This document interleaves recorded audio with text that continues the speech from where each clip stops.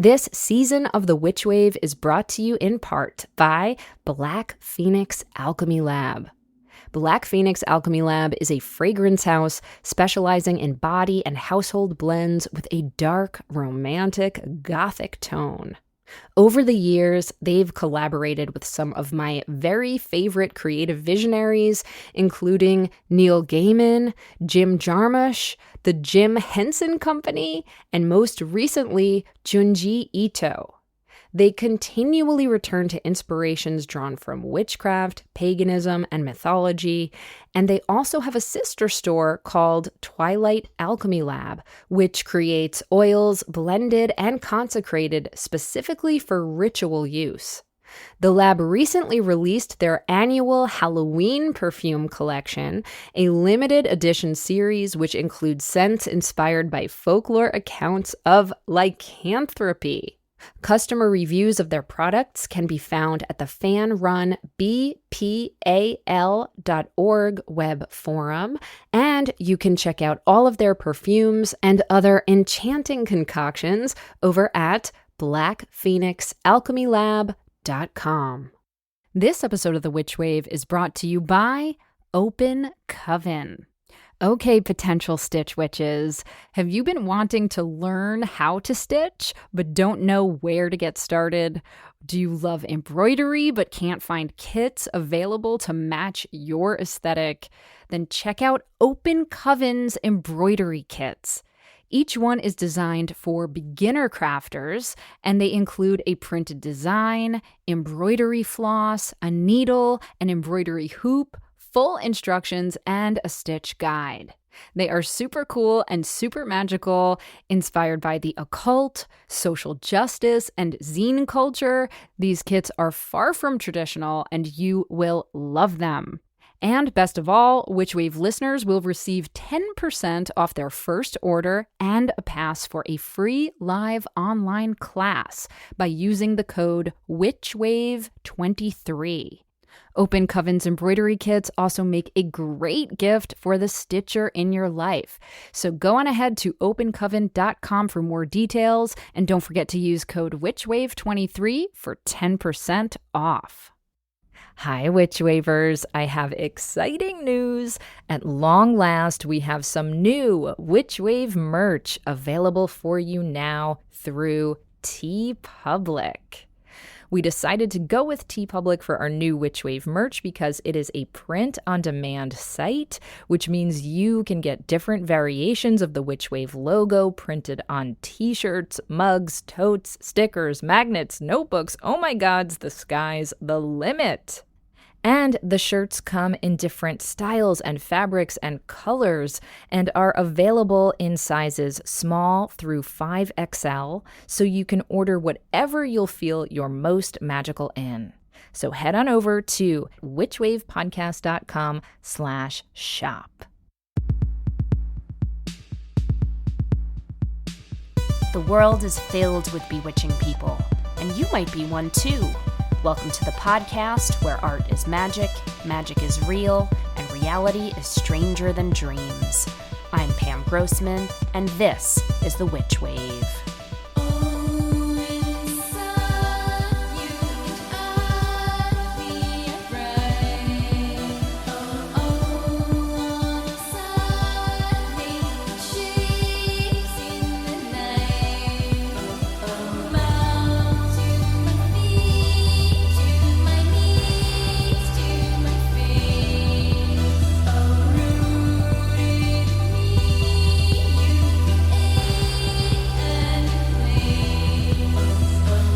Hello and welcome to The Witch Wave.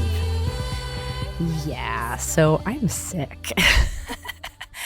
I do not have COVID, which is good. Just some other little sickness goblin thing that I haven't been able to shake for days. And because of that, I'm going to try to keep my introductory remarks relatively short. I'll also add that because I'm under the weather, I wasn't able to leave the apartment, which means this is old school recording out of my closet. And that means apologies for any quality differences, any background noise. I'm just doing my best to keep this whole show going. But I've actually been thinking about this very topic, the topic of healing when feeling wounded, let's say, because I started feeling sick right when Sagittarius season started, this past full moon. And it was really kind of fascinating because, as many of you know, I lead these online monthly ritual workshops for all of our Witch Wave Patreon backers. And so for Sagittarius season, the workshop I led on that very night of the full moon, just when I was starting to get sick, happened to be all about the archetype of the wounded healer. And I landed on this topic because Sagittarius is the archer and the centaur, yes, but really is related to a very specific archer centaur, and that is Chiron, who in Greek mythology was a healer and a teacher of medicine and mystical arts to everybody from Asclepius to Achilles. Now, I won't go into too much detail about Chiron today, though definitely do watch the recording of the workshop if you are a Patreon backer or consider becoming one. Because remember, the recordings of my monthly circles are always available and relevant for the entire month. But anyhow, as the myth goes, Chiron the centaur is accidentally pierced by one of Hercules's poisoned arrows. And he's in a lot of pain because even though he is a healer, he is not able to cure himself. And so eventually Chiron goes to Zeus and makes a deal.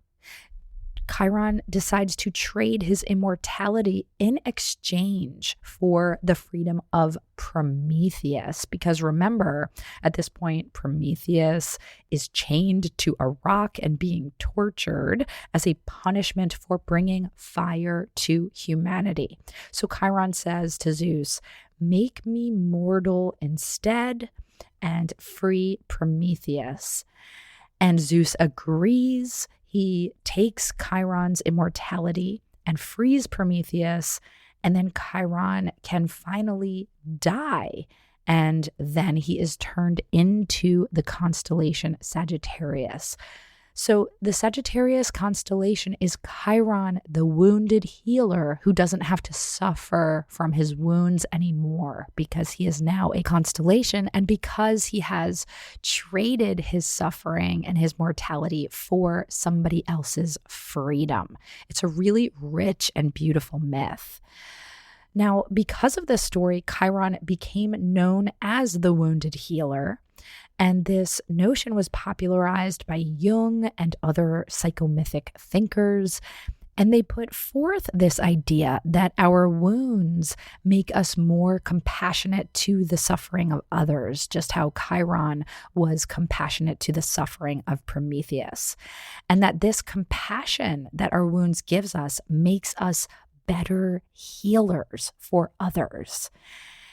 And so I've been trying to let myself be a bit more vulnerable lately and share some of my challenges and wounds and show up even when I sound like shit and feel under the weather. Not that I'm saying I'm some great healer or something, but I do think that we owe it to each other to not burden each other, but yes, to share our struggles sometimes and to share when we're not our most shiny, sparkling selves. Because we all go through those times. And in that vein, I chose recently to also post about how I've just started what I'm calling my year of saying no, which means that I'm going to be turning down more opportunities and more plans so that I can really focus on writing my book, which I really need to do and have been prioritizing. And I need to do that while not spreading myself too thin or burning myself out in the process. So on that note, right now I'm sharing my being under the weather with you all. First of all, because well, I just didn't want to cancel or delay the episode. And also because, yeah, we're all human. We all struggle sometimes. We all get sick or feel blue or feel cruddy.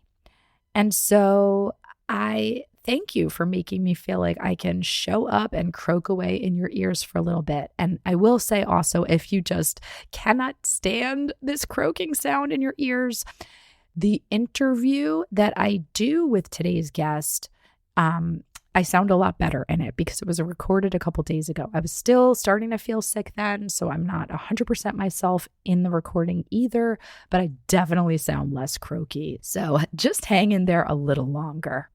And so I guess the message here is that we all need to take it easy sometimes without guilt or shame and not feel pressure to be perfect or totally together all the time.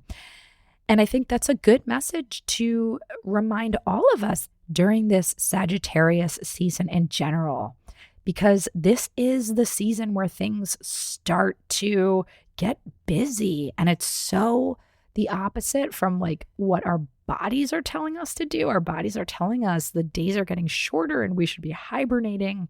And yet the holiday season is when a lot of plans kick off and there's celebrations and presents to buy and family negotiations and parties and so on. So I just wanted to remind you and remind me that it's okay if we're not feeling sparkly all the time, if we're not feeling shiny and smooth, and to make sure that we take breaks and take good care of ourselves. And if we have the energy to make some gentle magic for ourselves. So after I do this recording, I think I'm going to take a nice, magical, soothing bath and drink some delicious tea. Yeah, that is my plan. Now, one of the people who helps me tap into that feeling of gentle magic is my guest today, the artist and oracle deck designer, Nikoo Bafti. Her work is so gorgeous, and her blue-hued painted scenes of Persian gardens and liminal mystical sanctuaries put me in a truly magical and meditative state. And our conversation reminded me about the gentle power that art has to heal and harmonize. And I so hope it will bring some healing and soothing and beauty to you too. But before we get to that, first, let's check and see what's come through on the Witch Wire. Who is it? Witches. Hi, Pam and the entire Witchwave fam. This is Will. I'm normally calling in from Michigan, or I would normally be calling in from Michigan, but right now I am recording this from my hotel room in Phoenix, Arizona. I have been traveling a ton lately. I've been in 7 different cities in the last 5 weeks, and that's not very typical, but I do think I might be traveling a bit more for my work. And I was wondering if you had any thoughts on how to connect with yourself, with spirit, with places and spaces that I'm going to, or any of us are going to, when we have all of this back-to-back travel, back-to-back whirlwind of activity. I feel like I'm everywhere, all over the place. I don't know when I am. I don't know where I am. And I thought you might have some ideas maybe. So anyway, love you much, Pam. Love everybody who's part of this community. Thank you. And I hope to hear from you soon. Hi, sweet, sweet Will. Now, for everybody listening, I don't think Will mind if I expose them a little bit as one of the dear friends that I made recently, as they and their lovely husband were both participants in the magical Greece trip that I led this past September. And my goodness, Will, it is so good to hear your voice. And I had no idea that your travels have been pretty much consistent since then. I hope it has felt adventurous and exciting at times too, but yes, I also know how destabilizing travel can be, especially if you keep changing locations. So here is what I will say. First of all, when I travel, I always carry some sort of travel talisman with me in my bag for extra blessings and protection. Lately, I've been carrying a protection for travelers charm sachet that I picked up at Dry River Witches in Arizona when I was visiting my folks. And it looks like you can order one directly from them online, or else find something equivalent from your local witch shop. Or if you're feeling crafty, maybe even make one for yourself. Will, I happen to know that your husband is a master crocheter, so maybe he could help in this regard. Just a thought. Sorry, I'm telling all of your business to the Witchwave community. Well, I apologize. But anyhow, in addition to a travel talisman, I also like to make sure that I stay anchored to spirit and self wherever I am. So this means packing very intentional jewelry that makes me feel magically supported. And it also means making sure that I have items in my hotel room or whatever guest room I'm staying in that make me feel connected to my magic.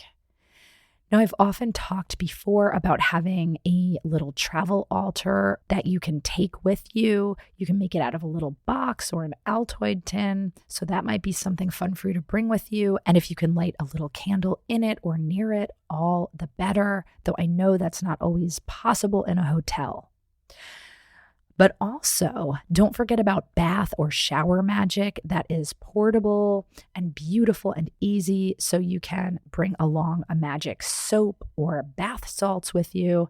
And just make sure that you take a few moments every day for that kind of cleansing ritual, because it can really make a huge difference. And you are presumably going to be taking a shower or bath anyway, so it's an easy way to incorporate that.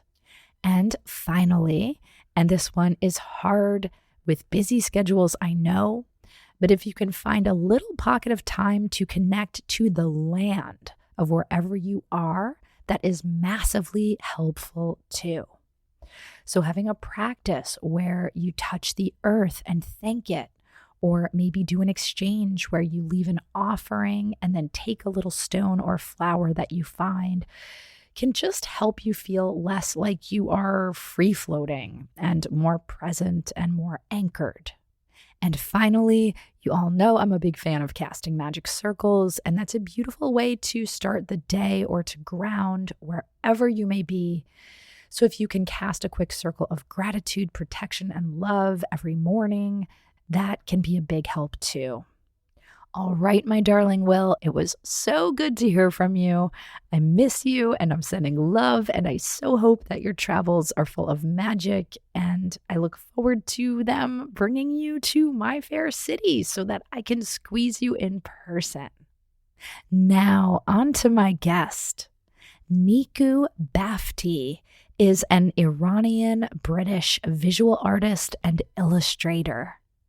After graduating with an honors BA degree in illustration from the Arts University of Bournemouth, Nikoo began her early career as an animation intern at Disney Channel UK and has since been working independently as an illustrator as well as exhibiting her fine art internationally. Inspired by the traditional miniature paintings of her Persian heritage, Nikoo combines intricate narrative imagery with a deep curiosity for the esoteric and metaphysical phenomena to create ethereal visions of a vibrant, holographic reality. With her spiritual and art practices closely intertwined, she uses her work as a vehicle to explore and understand what lies behind the veil. Nikoo's latest project, The Transmutation Oracle, a metaphysical guide to navigating reality, will be released by the Philosophical Research Society in January 2024 and is available now to pre-order at prs.org. Nikoo joined me from her home in Rome via Zoom.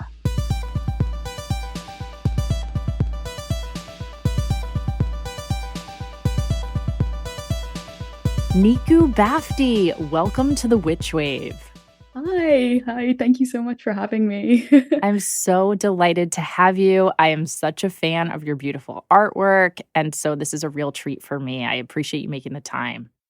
Honestly, I really, really appreciate you saying that. Thank you. It means a lot. I'm really happy to be here, chat to you. So, Nikoo, one of the reasons that I wanted to talk to you now is because I saw this announcement of a new project that you have been working on, and this is a new oracle deck. And I am familiar with your work as a visual artist, which we'll dive into a little later. But I thought we would start by talking about this beautiful deck that you have been the illustrator of. So, can you tell us the name of the deck and how you got involved with it? Absolutely. Well, yeah. So the deck is called the Transmutation Oracle. I guess I'll just start at the beginning. So I got contacted by the Philosophical Research Society. The best place on earth. Have you been there in person before, Nikoo? I haven't. I would absolutely love to. And I'm going to try to get there in the next year or so because it looks incredible. But I've been aware of them for maybe around 2 years. So let's just set the stage for our listeners here. The Philosophical Research Society is this incredible center and library in LA. I've been there before, and it is so magical. And this was a space that Manly P. Hall was the founder of. That's my understanding. Certainly his library and his collection of incredible esoteric and metaphysical books are there. And over the years, they've kind of shapeshifted from like a school to also a library to now they're doing a lot of events that are very hip and stylish. So if you like the witch wave, you will probably love what they're doing over at the Philosophical Research Society. Absolutely. I cannot believe that they reached out to me. To be honest with you, I was quite shocked when I first got the invite, but I can't think of a better organization to have done this with. Yes. So they get in touch and they asked if I wanted to do a new oracle deck for them. And I mean, it's such an honor for them to have asked me because they've not released a tarot deck or an oracle deck since the 1920s, the original Nap Hole deck. Which is such a beautiful deck. It's gorgeous. It's absolutely gorgeous. And so it was a huge honor and I can't believe it's happened, really. Oh my goodness. Those are pretty big shoes to fill. We're talking about a deck that was put out by Manly Palmer Hall himself and J. Augustus Knapp, who my friend Mitch Horowitz, the occult scholar and writer, he often talks about J. Augustus Knapp as like the Norman Rockwell of the occult. Just like incredible illustrator. And their deck is amazing. I have the re-released version of it. So for you to be next in line, I mean, my goodness, how did they even know about your work? How did they reach out to you? It's pure chance, really, because I happen to know, I mean, we went to university together. Somebody who works there, Liz, they reached out to me and asked if I would be interested. We don't know each other very well, but kind of peripheral circles. Sure. So something quite crazy happened before I don't know, maybe 3 days before they reached out to me. I had this idea in the back of my head. I wanted to do a series of mini prints. And I'd had this idea for ages. And for some reason, that week was the time I was like, I'm going to just do it. I had some time, I had some energy to do it. So really in an unattached way, I kind of just, settled into it. And I did maybe like 4 or 5 full pages in my sketchbook of all these kind of card-like thumbnails of different images. And 2 or 3 days later, I get the invite. And if I'm completely honest, if I hadn't had that moment in a completely unattached way, drawing all these little thumbnails. I mean, none of them were used for the final deck, but if I hadn't had that experience where I just kind of smashed out a whole bunch of these drawings, I don't know if I would have freaked out more or if I knew that I could do it. Yes. But somehow the fact that it happened that way, it really was kind of a nod from the universe to be like, you can do it. It's fine. Look what you did a few days ago. It's not a big deal. You can do it. How fabulous. Meant to be. And maybe you even conjured it or manifested it somehow. Who knows? Oh, I love that. Okay, so as we said, this deck is called the Transmutation Oracle. And the sort of subtitle of it is A Metaphysical Guide to Navigating Reality. Right. So this is not a tarot deck, it's an oracle deck. Yes. And I understand you worked with a collaborator around this. So can you Yeah. walk us through the process of what the deck is and how you came Absolutely. to bring it into fruition? Sure. So basically, my collaborator is Laura Hayes. She's incredible. She's the editor of Psychic Garden magazine, a Ooh. 13-sign astrologer. She happens to also be my bestie. Ah, Yeah. When I got this invite and they asked if do you want someone to help with the writing, I knew immediately the person that I would feel most comfortable with doing this. It was a no-brainer. I asked if she could come on and do it, and she could, and it just felt so meant to be. And the reason that I completely trusted her is because we talk about these concepts that we put into this deck. It's something that we've really integrated into our own lives, and it's really helped us, all the concepts that we put into this deck. So I just felt so comfortable just leaving the writing with her and be like, okay, I know that you were gonna smash it out and you're gonna do a great job. And she absolutely did. I wanted it to be super accessible for people. So even if you don't have kind of maybe a more witchy background, I wanted someone to be able to come to these cards and use them and not be scared away by any occult language that they maybe aren't familiar with. The whole thing was created under the assumption that we live in a kind of holographic reality. ooh, tell me more. It's something that I'm really passionate about. A few years ago, I read this book called The Holographic Universe by Michael Talbot. Mm-hmm. So basically, this book was kind of like a bit of a paradigm shifting moment for me, because prior to that, I'd always been kind of a quasi-spiritual person. I'd always been seeking in all sorts of kind of places and whatnot for something that made sense to me, but I never quite got the answer that I felt was, satisfying enough. So the holographic model of reality was created by two scientists, a physicist and a neurophysiologist. They did it separately and then came together and realized that they'd come to the same conclusion. And basically, what is a hologram? If you take a piece of holographic film, and this isn't the kind of holographic stickers you get on like credit cards or anything like that, piece of real holographic film, you can't see any image on it with the naked eye. It kind of looks like ripples on a pond almost.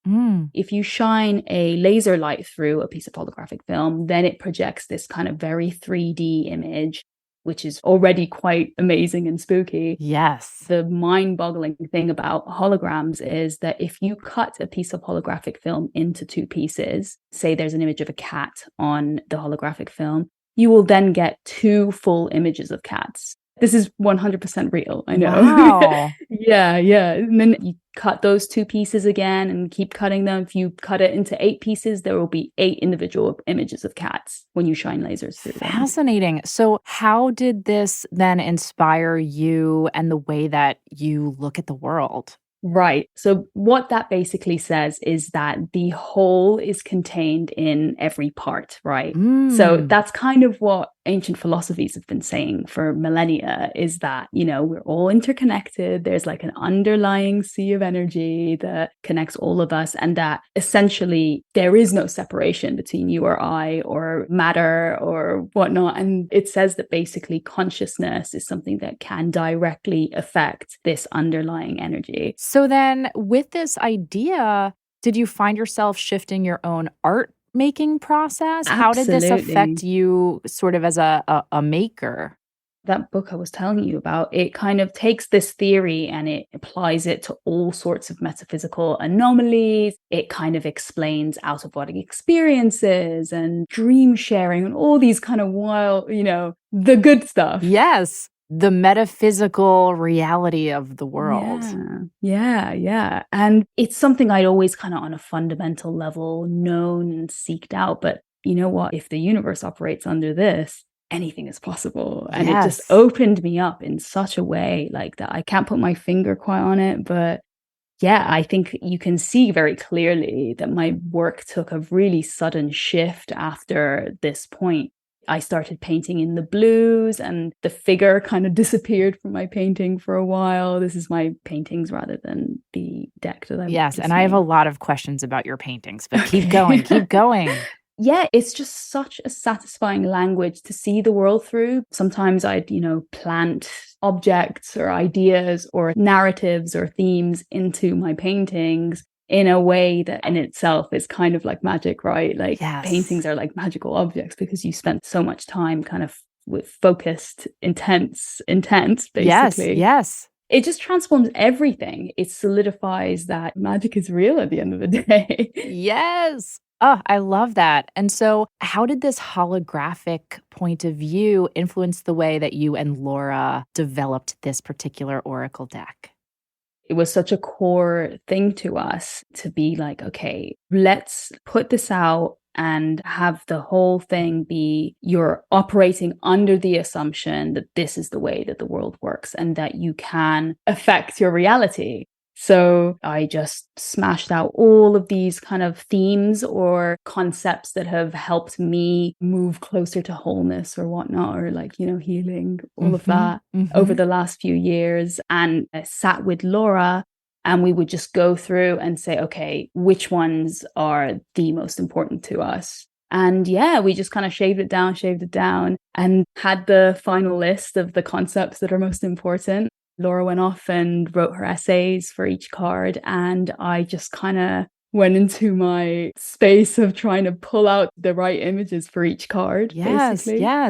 And just to list some of the concepts, I saw in some of the promo materials, you have a card called Invocation. There's one called Protection, one called Surrender, one called Energy Body. Did you kind of come up with those concepts in a list and then draw to them? Or were you just drawing and then adding the concepts onto them after, or some combination? It was kind of a combination, but the core process of it, because, every once in a while an image will kind of pop into your mind and you'll want to just jot it down. Sure. We wanted it to be a deck that could really help the user. Definitely kind of went for the list first, kind of just to figure out what are the most important concepts to us. Once that list is down, what I would do is I've got quite a funny, but honestly, quite a ritualistic way of working when it's in the idea generation phase of kind of getting the images down. What I'll do is before try and kind of detach, get myself in a really meditative state, just really, really, really ground into the moment. And then just in a really non-attached way, I'll just kind of smash out pages and pages and pages in my sketchbook, almost in a way where I'm just not thinking about it. So it's almost like automatism or even like channeling. You're just kind of in this more, does the word trance feel relevant here? It kind of does, but I never want to use it myself because I almost feel like it's so lofty to say, yes, I go into a trance and Sure. and bring these images. But it does feel that way, honestly. It really is a process of getting out of your own way, just seeing what comes up. That is honestly how I work most of the time when I'm coming up with imagery. And then afterwards, once I kind of have a big mess of pages and pages of sketches, I'll go through with a colored pencil and kind of put dots next to things that I think work, and then just kind of shave it down until the best ideas kind of really pop out. Ah, gorgeous. On that note, we're going to take a quick break and we'll be right back.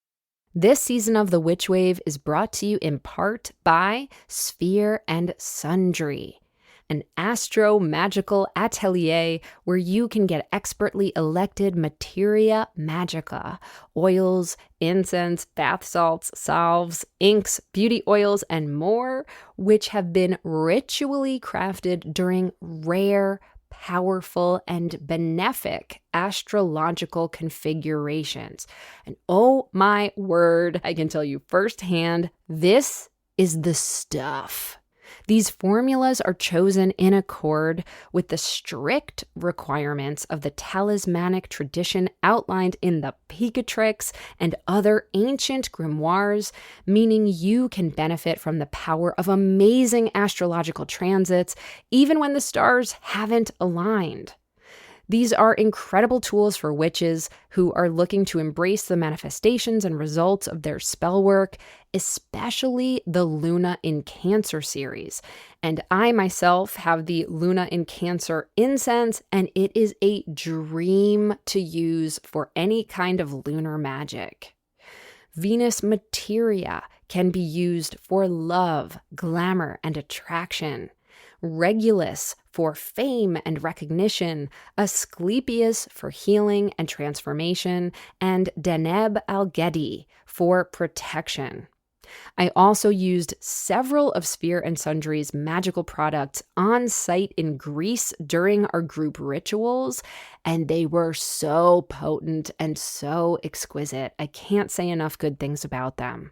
Since 2018, Sphere and Sundry have been a key driver in the rising tide of popularity and interest in astrological magic, amassing over 5,000 five-star reviews and field reports on their website.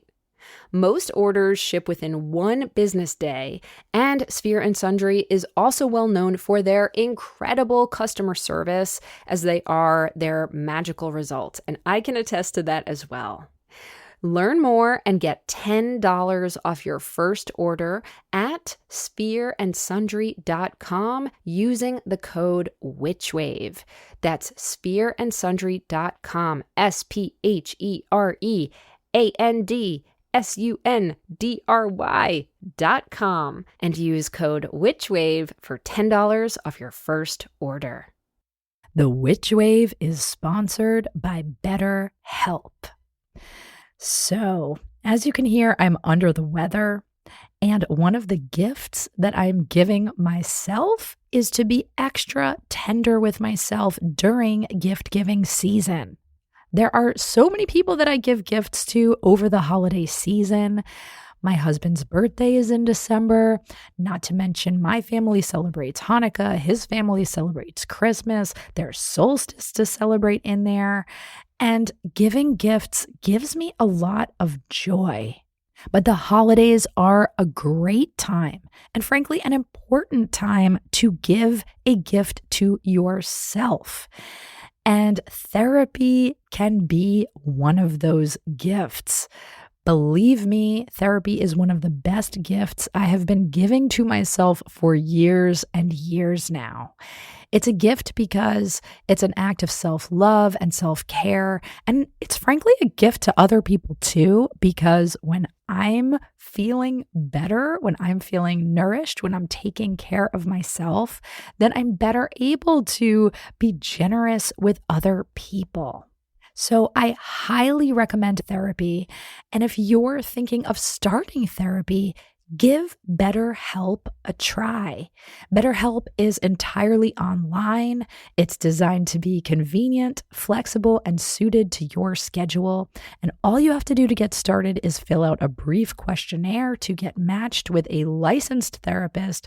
And you can switch therapists at any time at no extra charge. So, in this season of giving, give yourself what you need with BetterHelp. Visit betterhelp.com/witchwave today to get 10% off your first month. That's betterhelp.com/witchwave. Would you like even more WitchWave? Do you wish that you could hear from me and my other magical guests on a weekly basis? And what about doing monthly rituals with yours truly? Then come join me over on Patreon, where you'll get bi-weekly bonus WitchWave Plus episodes, ad-free WitchWave episodes, and detailed show notes for all. I also lead a monthly online magical workshop, which you can attend live or watch the recording of at your convenience. Rewards for some tiers also include magical merch and contests where you can win Witchly prizes each month, as well as early heads up about my other workshops before they sell out. And you can even sign up for the opportunity to work with me one-on-one. And all backers get access to our exclusive digital coven, where you can connect to a community of other wonderful WitchWave witches around the world.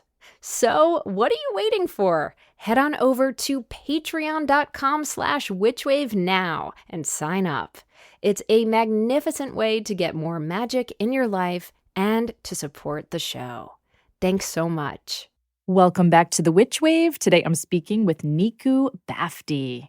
So Nikoo, we alluded to your fine art because you have been an illustrator and a fine artist before you ever did this oracle deck. And I would love to hear you describe your artwork for people. I know it's a visual medium. And you know what? I'll get you started. I mean, your most recent work, as you said earlier, there's not people in the work. It's a lot of beautiful spaces. They remind me of temples or Persian gardens. They're these sanctuaries, kind of, right? Yeah. What am I missing? What words am I missing? Oh, and they're like electric blue, almost all of them. The most addictively saturated, magical, celestial blue. I mean, my goodness. In recent years, kind of more or less since lockdown, I've been painting kind of more nocturnal scenes. To me, it always feels like a dreamscape, or to explore the concept of liminality, it be that through portals like doors or windows or hallways. In a less literal sense, I don't know, I like to kind of instill these paintings, which are often just of spaces, of places, with that electromagnetic feeling, like just before something anomalous or magical happens, or just after, you know? Yes. And I can't even put my finger quite on what my method, so to say, is to get that feeling. Yeah. But a lot of the time it is through color. Color is so powerful to kind of make you feel that feeling of like, okay, this isn't base reality, this is dreamlike, right? These saturated, super bright colors, it really kind of sends you into that place, like that kind of meditative space when you look at these images. Or at least I hope so. They absolutely do. And I also just want to let our listeners know that they're incredibly detailed. I mean, you do this unbelievably beautiful, embellished line work that's very decorative. And I'm looking at one of my favorite pieces by you right now called Threshold, which to me looks kind of like an outdoor fountain, perhaps. And in front of it, there are candles and magical talismans and objects. But then you have this like scroll work, kind of very intricate design that brings to mind for me things like Persian miniatures. And when I've gone to spaces, I was fortunate enough to go to the Alhambra in Spain many, many years ago. Wow. Yeah. And I remember being there and being taught that in Muslim culture, there is a tradition of aniconic artwork. In other words, not showing people or animals because you are not supposed to, I think, traditionally depict any kind of personified figures, that the most respectful way of trying to show the divine is by not personifying it at all. How did I do? You did pretty good. Okay, please jump in. So you're spot on noticing the link between Persian miniature art and mine, because that is truly a huge influence on my work, has been the tradition of painting. And you're right, specifically in religious texts or religious stories, it's said that you're not supposed to kind of personify maybe big figures in the religion or prophets and whatnot, because, as you said, they're beyond the physical form almost. Yes. But I will say this, in Persian history, there's a really rich history of poetry and literature. And basically, since maybe around the 13th century, this literature, which is often mythology and maybe romantic poetry even. Yes, very romantic peoples.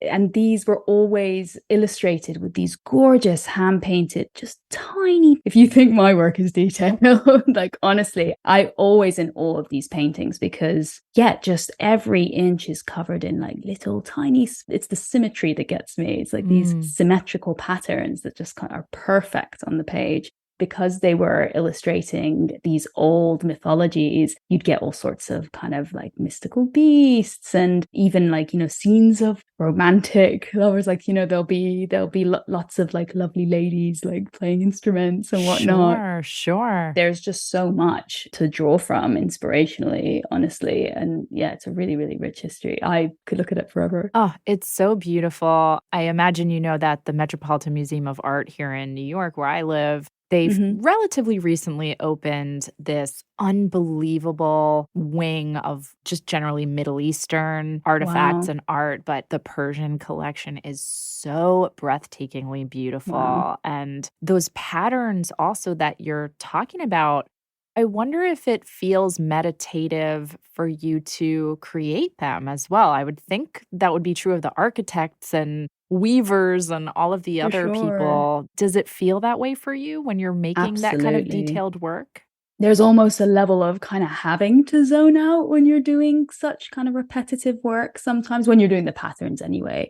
At the end of the day, it's my happy place, right? Just kind of getting like proper zoned out or zoned into this painting. Because it really does take longer than maybe your standard larger painting. You'd think that the size would make it longer if it's a bigger painting. And obviously it depends on what you're painting, of course. But yeah, like really kind of slowing down, it kind of forces you into that meditative space for sure. Yeah, so I could definitely say that. And how did that color blue come to you? Why have you landed on that in particular? I don't know the answer to that fully. That's the best answer, but keep going. It really correlated with around the beginning of the lockdown for me, actually. And it wasn't intentional. It wasn't a moment where I said, okay, I'm just going to start painting in these blues and purple. I think I just did one painting that really felt like where I was at. And it felt like a real shift from the previous works that I'd been doing up to that point. Then it became almost like an obsession. Like I couldn't move past this color palette. Yes. I'm trying to ease myself out of it now. I mean, I don't know. Maybe I should just stick to it. But yeah, I find these colors intoxicating. Yes. They're kind of like ultra violet, the blues and purples together. It just really kind of sends you into that kind of dreamlike space, which is totally what I'm going for in the imagery. I had a friend who kind of suggested maybe that this has something to do with it, but it really correlated with a moment where I kind of really doubled down and went full hermit during lockdown. Yeah. I kind of cut off contact with most people that I know. Wow. I don't recommend this. It's very extreme, but in the moment, it's completely what I needed. I kind of had this moment where my phone was driving me crazy. I just need a clean slate. So I just kind of drew way into myself and kind of just started to build back up. I think that a lot of people went through very similar experiences these past few years. I think it's a collective thing at the end of the day. But the way that it kind of came out for me is I just really drew into myself and poured all my energy into creating these works, honestly. And they are so splendid. I mean, truly, truly beautiful. And I feel the magic when I look at them. I really hope I'll get to see them in person someday because they are beyond special. Thank you so much. That's so kind. So I want to talk about, if you don't mind, your upbringing. You mentioned this love of Persian literature and poetry and artwork. Were you raised with any kind of religious context, or can you talk a little bit about how religion or spirituality or magic was perhaps taught to you when you were a young person? I'd love to, actually. I was very lucky to have grown up in a household where we were mostly quite secular. We were always free to explore what we wanted to explore. It's funny you bring up magic. We wouldn't call it that. I think actually in recent years, it became a joke in the house that we would call it, funnily enough, in Farsi, like, oh, it's the witchcraft time. We do actually have all these practices that they are magic. They're magical, ritualistic practices. And that's less from a religion aspect and more from a cultural aspect. Or like folk magic. Oh, kind of, yeah. So I'll give you some examples. So we have these seeds. Oh, they're wild rue seeds. So we burn wild rue to ward off the evil eye. Yes. And that's just something that's been part of my life forever. And only in recent years am I kind of like, yeah, that's our version of smudging and all this kind of thing. Yes. You mentioned the poetry. This is all incorporated so deeply into Iranian culture. And a lot of it does come from more Zoroastrian practices rather than Islamic practices. For example, we celebrate on the winter solstice. It's called Yalda night. Traditionally, what we do is every year, usually families kind of gather and we stay up late and we eat pomegranates and watermelon, which are typically not the fruit of that time, but these fruits are to represent abundance in a time when, these fruits aren't in season. Yes. The tradition is to do on this night, winter solstice. Basically, we would get out this big book of poetry by Hafiz, and everybody in the group will go around, make a wish, and then the person who's reading the poetry will open on a random page and read the poetry from that page. So this is divination, right? Bibliomancy. How fabulous. Yeah. I love Incredible. Hafiz as well. Such beautiful writing. My goodness. How special. Yeah. Where was this? Where did you grow up, Nikoo? I was born in the UK, but when I was about 6 years old, my family, we moved to Kuwait. Mm-hmm. I lived there until I was 18, and then I went back to the UK. Wow. So your formative years were in Kuwait? They were. Okay, interesting. And this is a very ignorant question, but how different culturally might Kuwait be from Iran, where your ancestors were from? Super different. Mm-hmm. Yeah, really, really different. But you know what? I am so grateful to my parents for kind of moving us over to the Middle East because, of course, it's much closer to my culture than the UK would be. Yes. One of the main reasons, I think, was also so that we could go to Iran in the summers. When I was a kid, we would go to Iran every summer. It was amazing. It meant that I was closer to these kind of cultural things. And there were maybe more Iranians around us because, again, we were in the region. Culturally, of course, quite different, but there were a lot of things that, we do share. So it's not like it was that much of a far world, but yeah. And so after Kuwait, did you move back to the UK to go to art school? Is that what happened? Yeah, that is what happened. I went to art school in Bournemouth, a little seaside town. Yes. Once I was done there, I just moved to London and kind of stuck around there for about 10 years. And now I've moved to Rome. So what? Why are you in Rome? My goodness, adventurous woman. I'm super grateful. It's by chance, honestly. My partner wanted to kind of go back to study. He's from Italy, so we decided to come here.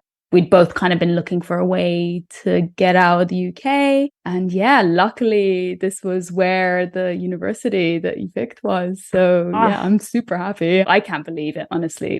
I've been here for about 2 months. Oh, wow. Yeah, so it's all very fresh. Well, I'm so excited to see how the Italian history of art might infuse into your work too. How fabulous. On that note, we're going to take another quick break and we'll be right back.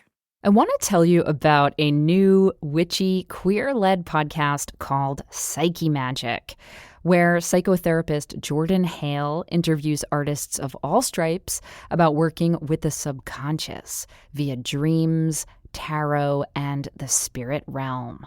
These free-form, playful conversations are about integrating the magic of symbol into both waking and dreaming life, deepening a sense of interconnection, creativity, and self-knowledge. Jordan's velvety voice and nurturing energy are perfect for relaxing and sending you off for a restful and sometimes eventful night's sleep.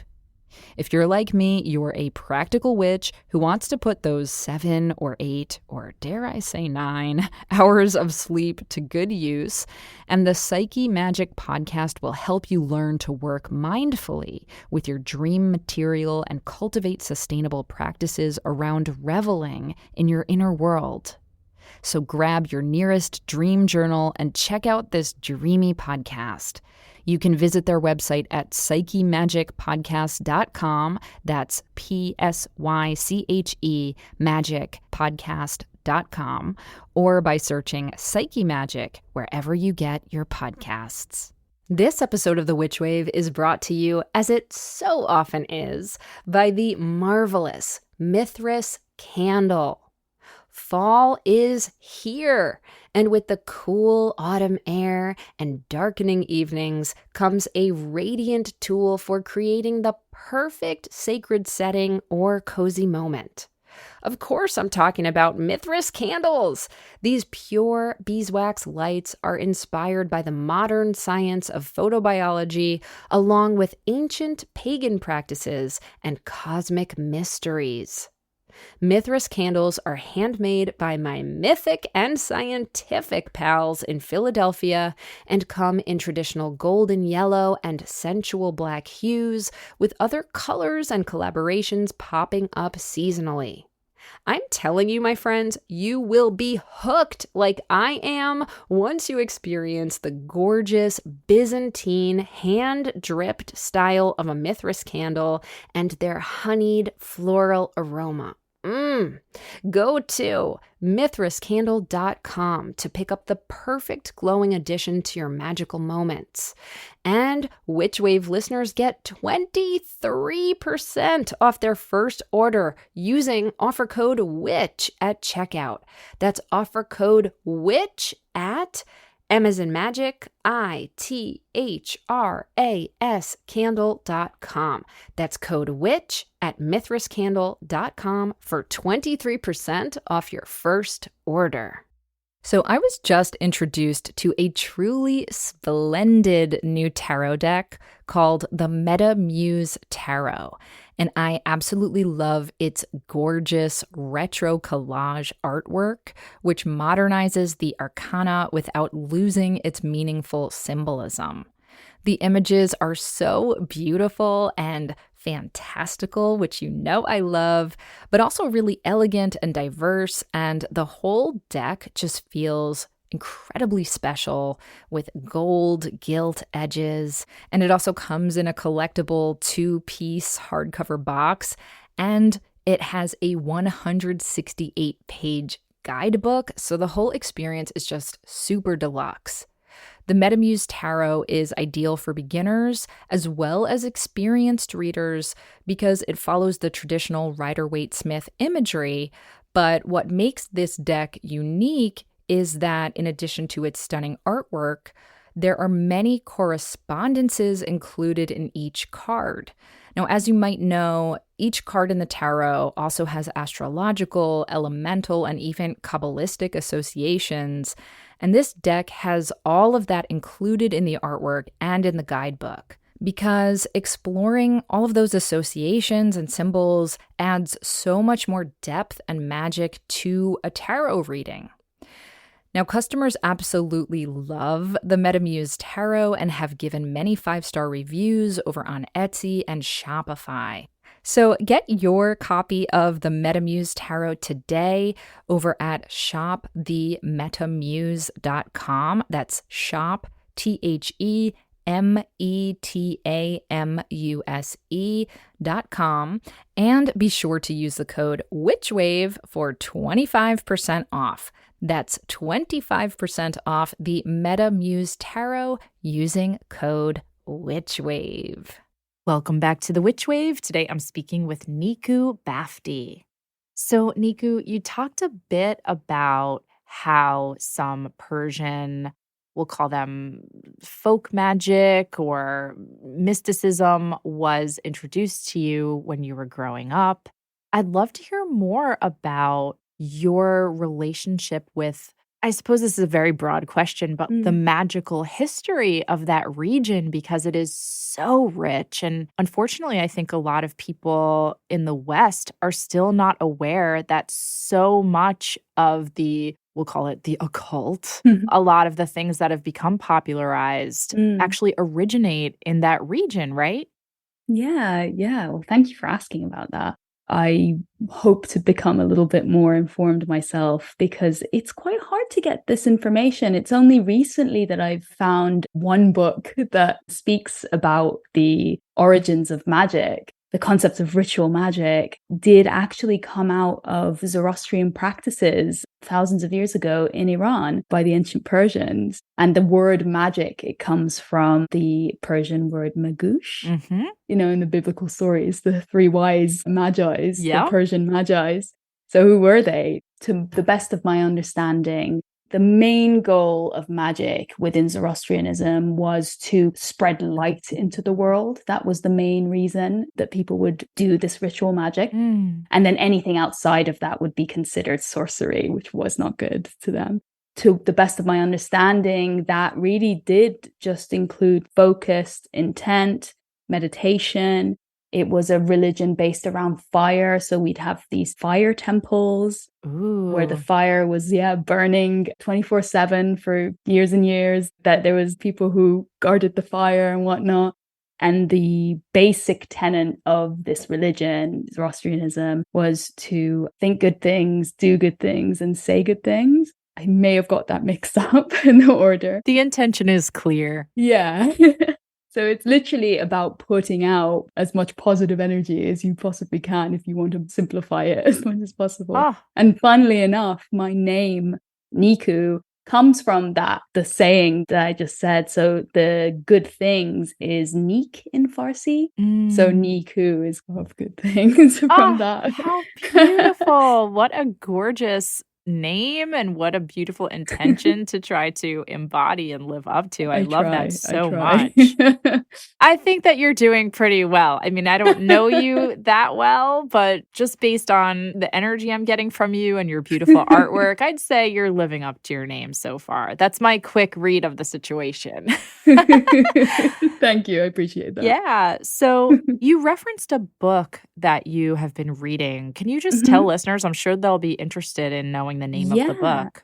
Of course. It's called Original Magic by Stephen E. Flowers. It's quite a thin book. It kind of does a basic history at the beginning, and the rest of it is actually kind of practice, which I haven't delved into yet. It's a very all-encompassing, mostly meditation, which works for me. It's been really eye-opening and fascinating because I really didn't know a lot of the stuff that I've learned in this book.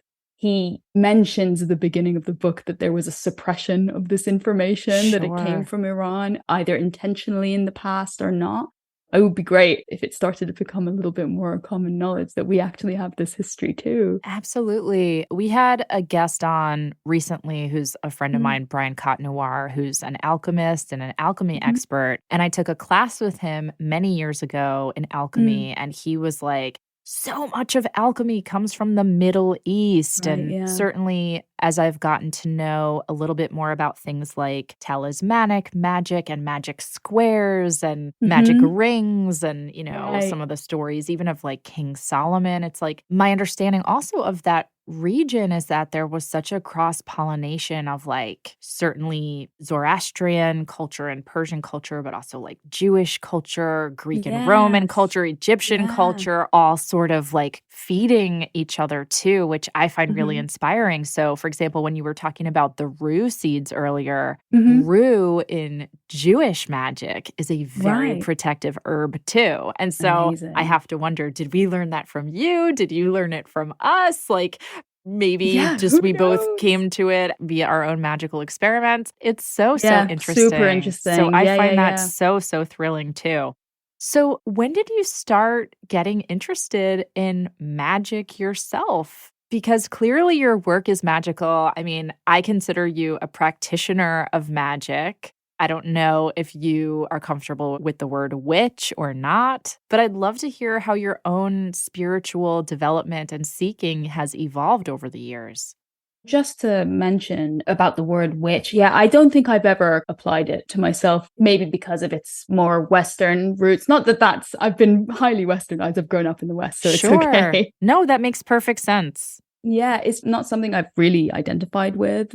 I kind of interweave it in everything. I think the moment that I gave myself permission to make it my own, my practice, it was the moment that everything clicked into place. Because up to that point, I would read Western witchcraft books or books about magic from different cultures. And whilst I was fascinated by it, and I've always wanted to learn about these things, it never really connected with me. I'll bring it back to learning about that holographic reality. That moment, something's flipped in me because it really did give me permission to make it my own. My desk is my altar, and I don't say that figuratively. Like, I actually have all my little collected objects, my magical things, like right in front of me. My candles are all there. You know, I've got my Palo Santo on the side in case I need it. I've always been a magpie. I've always like collected cool rocks or feathers or, you know, like Sure. things that have power to me. And, you know, at the end of the day, that's what it is. It's what lights you up, right? I think that's what magic is. To me, in recent times, I'd say that there's very little separation between kind of what I call my magical practice and, well, I mean, of course, there are moments where real world comes blasting in like a freight train. Of course, we all have to wrestle with the mundane. Absolutely. But it's made me feel like myself almost in a weird way, engaging with the world with that kind of worldview of what you put out that comes back to you and all that kind of thing. It's a really powerful way to live life, you know? Oh, absolutely. Well, you have put out such magic and such beauty with your artwork and with this new oracle deck, which I can't wait to get. So I think you have a lot of magic coming back to you, my friend. Thank you so much, Pam. I really, honestly, I'm thrilled to hear you say these things. Thank you so much. Of course, of course. Now, in our final moments together, I know people are going to want to get their hands on this deck. They're going to want to see your work. They're going to want to connect with you. Please do all your shout outs and plugs. Go for it. Yeah, you can pre-order the deck right now from prs.org or just Google it, Transmutation Oracle Philosophical Research Society. And yeah, you can go straight to the pre-order there now. And then for me, you can find all the ways to get to me on my website. I have an Instagram. Find me there. Yeah. And your website is your name. Nice and easy. Yeah, it's just my name. Yeah, NikooBafti.com. Beautiful. Nikoo, thank you so much for creating the work that you create. And thank you so much for taking the time to share your magic with me today. It was such a delight and an inspiration. Right back at you. I'm so happy to be here. Thank you so much for inviting me on. It's been an absolute pleasure to talk to you. That's it for the show. Thank you again to Nikoo Bafti for sharing her holographic, holy images with me. Do you have questions, feedback, need some witchly advice, or just want to share something magical that happened to you recently? Please do drop us an email or a voice memo at witchwavepodcast@gmail.com. We'd love to hear from you, and you just might make it on the Witch Wire. The Witch Wave is a Phantasmophile production written and produced by me, Pam Grossman. This episode was recorded and edited by Josh Wilcox and/or Walter Nordquist and myself. Our theme music is the song Hand and I by Lycanthia.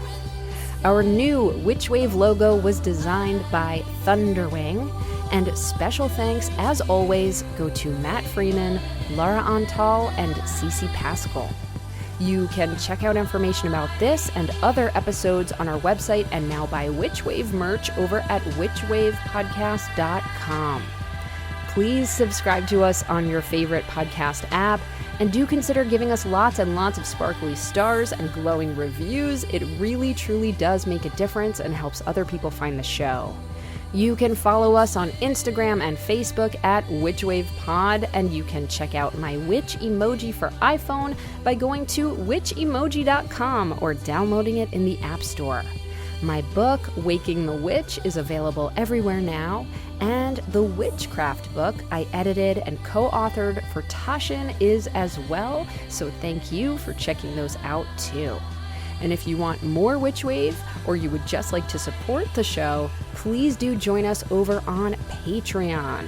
That's patreon.com/witchwave. Thank you so much for listening. Witches are the future. I'll catch you next time on The Witch Wave.